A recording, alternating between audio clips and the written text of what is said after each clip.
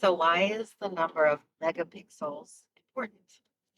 The only reason number of megapixels is important is the actual physical size of your image. Printed. Yeah, printed size of your image. And so the larger number of megapixels, you're going to be able to, when you're editing, one reason for me that I like it is I can zoom in a little bit closer, get a little bit more detail. But if you're the type of person that is just shooting, and posting your work on Facebook and Instagram and things like that, don't get caught up in the megapixel race. Megapixels absolutely do not matter whatsoever when it comes to that kind of stuff.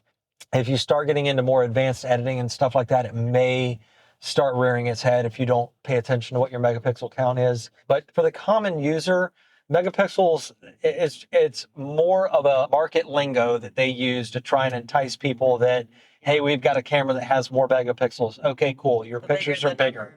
Yeah.